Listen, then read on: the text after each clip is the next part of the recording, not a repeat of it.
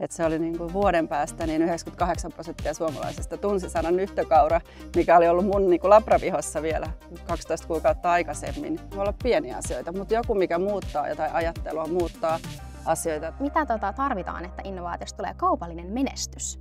Pitääkö innovaatioon tähdätä vai voiko se löytyä tuosta pöydältä? Ihan perusmoottorikin on sellaista, että halutaan jotakin ja sitten tehdään se, eikä niin, että katsotaan mitä osataan tehdä. Mitä Suomessa kaivattaisiin innovaatiotoimintaan mukaan? Mitä lisää?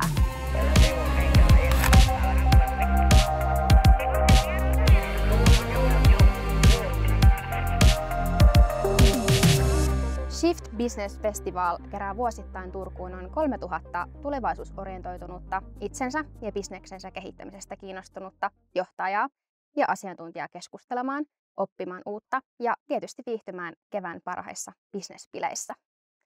Jo 10. Shiftin kunniaksi meillä on ollut ilo kutsua Shiftin puhujia ja ystäviä vuosien varrelta tähän Shiftin podcastiin keskustelemaan Shift Business Festivalin kantavista teemoista. Ja teemathan ovat moderni johtajuus, innovaatiot ja riskienhallinta. Hei, tervetuloa Shiftin podcastin toisen jakson pariin, jossa keskustellaan innovaatioista Raisio-yhtymän innovaatiojohtaja Reetta Andolinin kanssa. Tervetuloa. Kiitos. Paikalla on myöskin Hansdotter mainostoimistosta Juuso Enala. Moro moro. Reetta, toimit tosiaan Raisio-yhtymässä innovaatiojohtajana, kuten mainittu. Sulla on 20 vuoden kokemus elintarviketieteiden ja liiketoiminnan rajapinnassa toimimisesta. Sä oot työskennellyt pääasiassa kasvipohjaisten elintarvikeinnovaatioiden parissa. Sun asiantuntemus kattaa niin suuret elintarvikeyritykset kuin startupit ja yliopistonkin. Menikö oikein? Kyllä, näin suunnilleen. Kertoisitko hei, että miten tullaan innovaatiojohtajaksi? Että tämä matka ei varmaan ole mikään ihan yhdessä yössä syntynyt. Niin, ainakin meidän alalla innovaatiojohtajiahan on todella vähän ja se voi olla myös kaupallinen rooli. Meillä se on, mähän johdan tutkimusta ja tuotekehitystä ja on hyvin ylpeä siitä, että en ole tutkimusjohtaja, vaan olen innovaatiojohtaja, koska innovaatiohan tarkoittaa sitä, että sillä mitä me keksimme ja se keksintö ei ole se ainoa asia, vaan siitä tehdään jotain, millä on arvoa sitten joko sillä yrityksellä rahana tai sitten jollain muulla tavalla, mutta se tarvii myös näkyä se arvo siinä, niin innovaatio on paljon enemmän. Miten tullaan innovaatiojohtajaksi, niin varmaan jos sillä luit mun uraani pähkinänkuoressa, niin sekoilemalla vähän kaikkea, että se on varmaan se mitä innovaatiossa tarvitaan, että on sellaista laajempaa näkökulmaa asioihin, että tutkijana on tärkeää, että sä tunnet sen yhden asian syvästi ja taas ehkä sitten mun roolissa, että tunnen vähän laajemmin asioita. Miten johonkin, mitä ei vielä ole, miten sinne voisi mennä? Sulla on taustaa erilaisista startupeista. Joo. Muun muassa Golden Green Foods, Biomash, muuta. Haluatko sä hieman avata tätä tarinaa, sun taustaa näiden? Joo, ehkä se yrittäjyys oli aina sellainen, mistä haaveilin jo lapsena. Mä haaveilin, että mä myyn karkkeja vaikkapa tien varressa, kuten ehkä me kaikki. Mutta sitten kun mä olin mun ekassa työpaikassa, mä halusin ehdottomasti elintarviketeollisuuteen ja pääsin semmoisen pienen tehtaaseen, jossa ymmärsin, miten elintarvike, niin miten se tulee sieltä tehtaasta ulos. Ja sitten mä aloin haaveilemaan semmoisesta omasta linjasta autotallissa, että siellä olisi oma sipsitehdas ja se oli musta mahtava ajatus, että olisi oma prosessi. Ja sitä kohti ehkä sitten jollain tapaa, että se semmoinen saisi tehdä, saisi niin kuin koetella niitä omia rajoja, omaa kapasiteettiansa ja siitä syntyi sitten se unelma, mitä lähdettiin jahtaamaan ja mun yrityskumppanin Maija Itkosen kanssa ja syntyi nyhtökaura, jota sitten lähti kannattelemaan vähän niin kuin koko jengi Suomessa, että se oli niin kuin vuoden päästä niin 98% suomalaisista tunsi sanan nyhtökaura, mikä oli ollut mun niin kuin labravihossa vielä 12 kuukautta aikaisemmin. Niin sehän oli sit tosi ihmeellinen matka se, että miten paljon sai tukea ja miten nopeasti kaikki meni. Ja siinä on paljon älyttömyyttäkin siinä, mutta että tehtiin sitä muutosta niin kuin yhdessä, niin se oli iso juttu, koska oma tekeminenhän aina, tai kaikki perustuu siihen sellaiseen niin kuin tiettyyn arvopohjaan, että olen enemmän mielestäni muutoksen tekijä kuin innovaattori, että se on tärkeää mulle. Joo. Miten sä käsität innovaation? No mä käsitän sen just niin, että se on joku, joka on jotain uutta, mutta joka on merkityksellistä, mutta ja se pystyy luomaan nimenomaan sitä arvoa. Et innovaatioita voi olla tosi monen, vaikka käsiteinnovaatioita.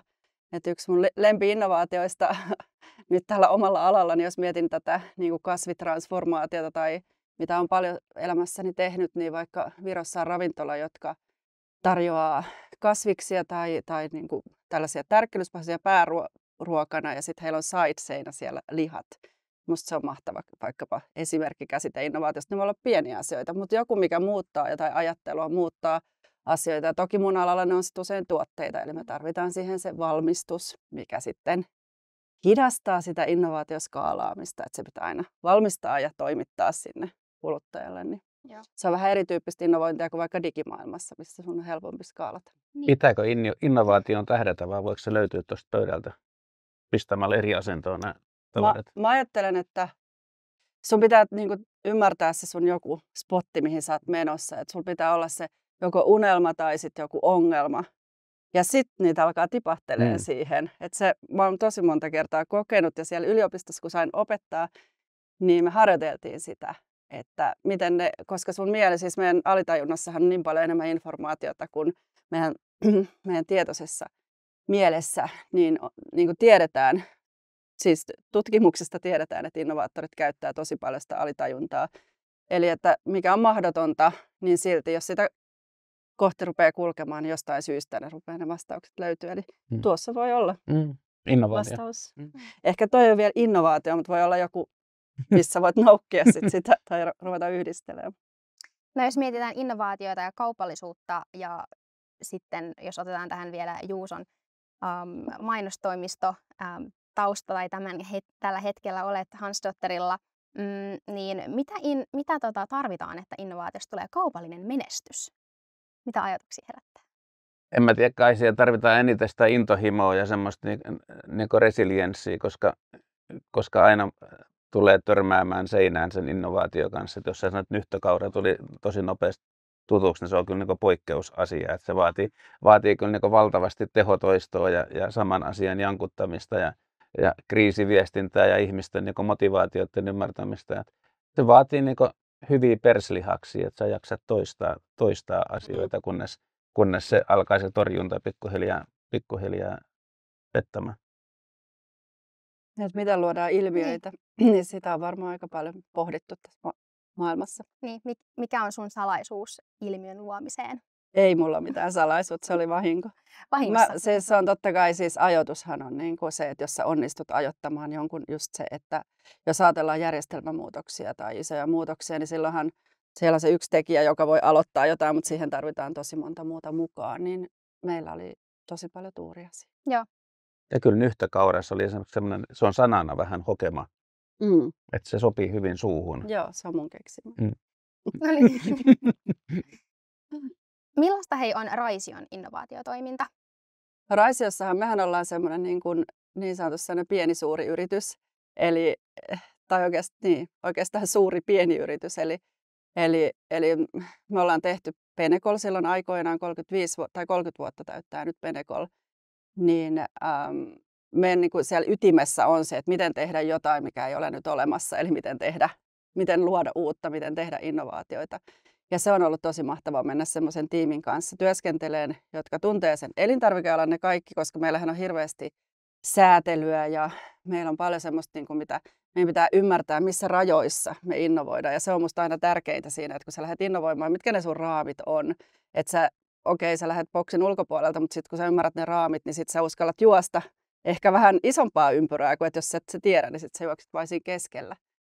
Niin se on mun mielestä se niin kuin Raision ydin, että meillä on se osaaminen, me ollaan se tehty ja oikeastaan koko ajan, jos mietitään Eloveena keksejä, vaikka eihän semmoisia ollut olemassa ennen kuin Raisio sen teki tai mitä sinne on nyt tulossa ihan uudenlaisia, että oikeastaan se ihan perusmoottorikin on sellaista, että halutaan jotakin ja sitten tehdään se, eikä niin, että katsotaan mitä osataan tehdä.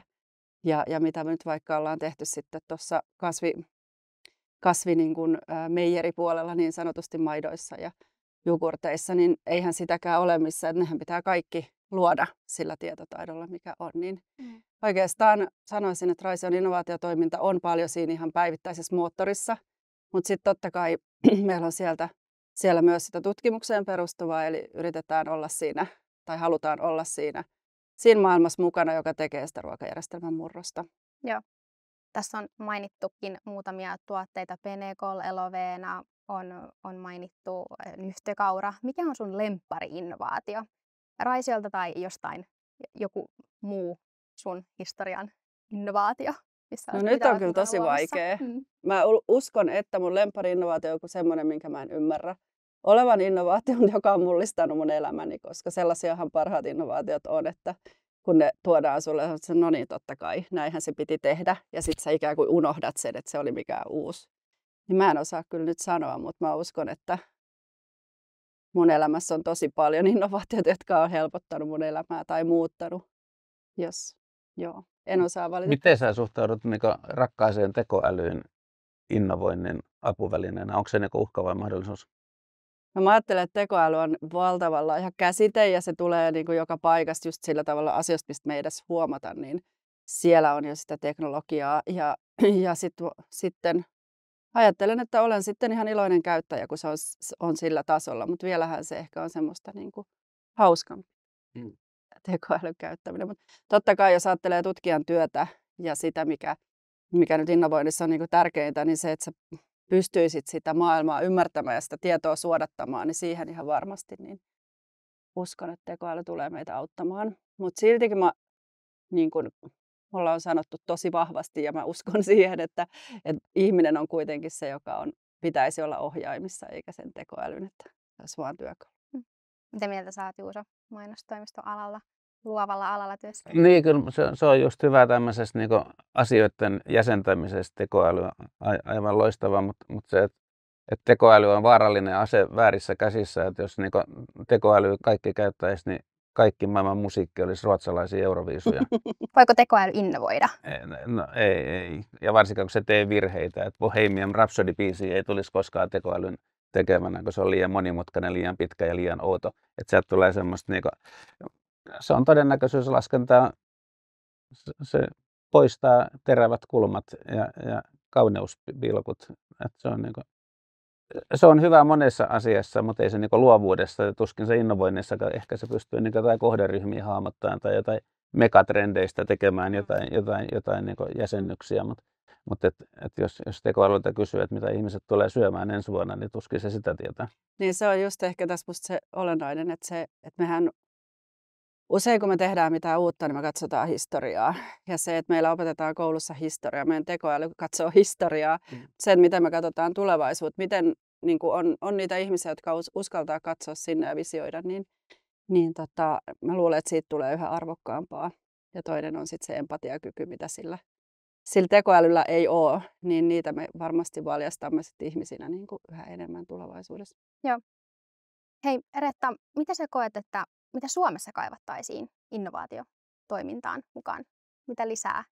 No kyllä, siis totta kai mä puhun omasta alastani käsin, joka on hyvin konventionaalinen, koska ruokaan liittyy tosi paljon perinteitä ja tunteita ja se on tosi hitaasti kuitenkin muuttuvaa ja jokaisen pitää sitä saada joka päivä ja siihen liittyy tosi paljon sellaisia asioita, mikä tekee meidän alasta perinteisen ja sellaisen myöskin,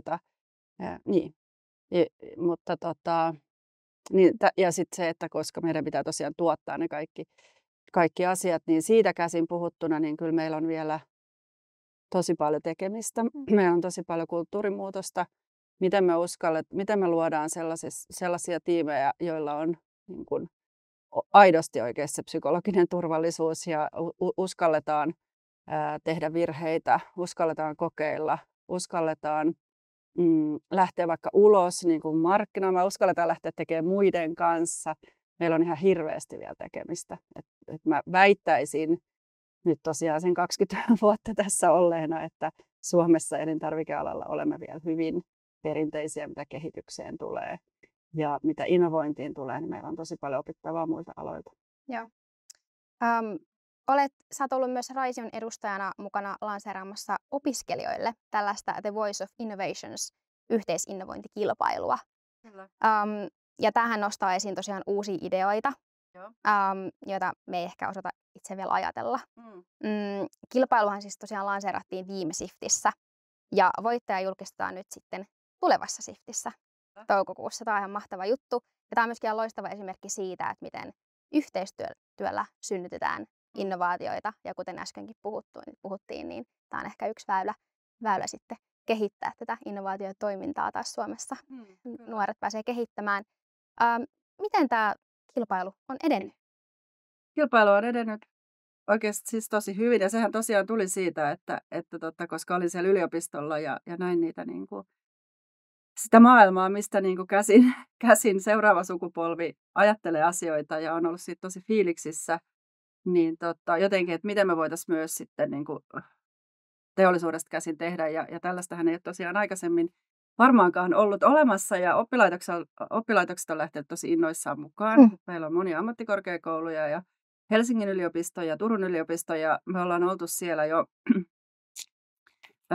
nyt 3 vai 4, Tuira on ollut siellä enemmän, mutta ollaan ollut 4 eri oppilaitoksessa, niin pitämässä heidän kanssa kursseja ja kertomassa sitä meidän haastetta, mutta myös sitten niin kuin raamittamassa just sitä, että mitä se voisi olla. Ja sitten myös parraamassa, kun sieltä tulee niitä konsepteja. Ja siis siellä on ihan loistavia juttuja, on ollut tosi hauskaa. Ja se just ehkä tärkeintä, että se, mikä se energia on ollut, niin siitä mä oon ollut kyllä tosi iloinen. Että sekä opettajat että oppilaat, että sitten ollaan oltu kyllä niin kuin jotenkin, on ollut tosi kivaa. Ja sitten se, että mitä sieltä sitten tulee sinne lavalle, niin se jää tietysti vielä kysymykseksi, koska vaikka me ollaan saatu tosi paljon tuloksia näistä kursseista, tästä yhteistyöstä, niin se, että lähettääkö sitten, rohkeneeko he lähettämään niitä pitsejä sinne kilpailuun, niin siihen sitten tarvitaan vielä kannustusta, mutta tosi ihan mahtavia töitä on tehty. Ja miksi just nuorille on suunnattu tämä kilpailu opiskelijoille? No varmaan just se, että mua ainakin itseäni puhuttelee se niin kuin ajattelu, miten just seuraava sukupolvi näkee tämän maailman, että ehkä me ruvetaan olemaan vähän luutuneita sitten kaikki, ketkä pyörii tässä niin kuin vuodesta toiseen, että se on varmaan se oma sellainen ajatus, ja tietysti itse olen ollut nyt tämän luomassa, että voi olla, että sen takia sitten tietysti se, että on ne valmiit konseptit siellä kouluissa, eli eri kouluissa on ihan mielettömän hienoja innovaatiokursseja. Sitten itse on aika lailla niin kuin tällaisen design thinkingin fani, ja sitä mun mielestä pitäisi tuoda paljon enemmän elintarviketeollisuuteen. Niin. Näkyykö niissä innovaatioissa se, että trenditutkimusten mukaan nykynuoret on ensimmäinen sukupolvi, kun on konservatiivisempi kuin vanhempas?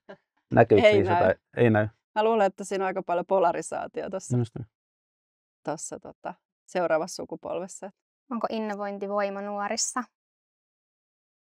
Ei kaikissa tietenkään, mutta se, että ehkä itse ajattelen niin, että niissä joissa on, niin meidän pitäisi tukea se. Tai onneksi nykyään meillä on erilaisia oppilaitoksissa ja muissa erilaisia polkuja niillä, joilla se on, koska kyllä me ne kaikki tarvitaan. Niitähän on kuitenkin varmasti meistä vähemmistä. Sulta on ilmestynyt kirja viime elokuussa nimeltä Unelma. Olisiko tämä ehkä yksi sun lemppari innovaatioista myöskin? No mä en osaa sanoa, että olisiko se lemppari innovaatioista, mutta siinä kyllä puhutaan tosi paljon siitä, millaista on luoda uutta ja tuntematonta. Ja se on ehkä enemmän tällaista niin kuin tragikomiikkaa se mun romaanini, mutta se on ollut kyllä monille startup-yrittäjille, niin on saanut tosi hyvää palautetta siitä, että siitä kirjoitetaan tosi vähän. Mutta se on tarina elintarvikestartupin perustamisesta ja sellainen roolihahmo, jolle kaikki tulee vähän niin kuin päin naamaa, että hän on hyvin nuori ja hyvin tämmöinen niin kuin rajaton. Ja sitten hän joutuu tällaiseen rajattomaan ympäristöön, missä niin kuin kaiken pitäisi olla mahdollista ja kaikki on niin kuin hänen harteilla. Eli se on siitä nörtin näkökulmasta kirjoitettu, jonka pitäisi olla se murhainen ja saada kaikki pystyyn. Niin siinä aika paljon sattuu ja tapahtuu. Kuulostaa hyvältä, lukemisen arvoiselta. Kyllä, ehdottomasti suosittelen. Tosiaan tässä on nyt hetki innovoitu tai ainakin innovaatioista juteltu ja hyvää keskustelua onkin ollut. Jatketaan innovaatiokeskusteluja ainakin tulevassa toukokuun Siftissä. Ja koska innovaatiot on kasvun polttovoimaa, niin tänä vuonna yksin Siftin lava on kokonaisuudessaan varattu yrityksille ja heidän innovaatioilleen. Ohjelmaa isännöi tunnettu innovaattori Aave Pohjavirta. Ja Tervetuloa tosiaan inspiroitumaan ja oppimaan uutta ja keskustelemaan myöskin yritysten edustajien kanssa tulevaan Shiftiin toukokuussa. Ja muun muassa luvassa on myös Ruby on Rails-kirjoista tunnettu Linda Liukas lavalla. Ja myöskin omista innovaatioista kannattaa tulla paikan päälle juttelemaan muiden yritysten edustajien kanssa ja sopimaan myös one-to-one tapaamisia matchmaking-työkalun avulla. Hei, kiitos paljon hyvästä keskustelusta vieraille ja Shiftissä tavataan. Kiitos. Tämä oli Shift Business Festivalin podcast menestyksen tekijöistä, riskinhallinnasta, johtajuudesta ja innovaatioista. Seuraa hei meidän kanavia ja kohtaa muutkin menestyksen tekijät Turussa toukokuussa.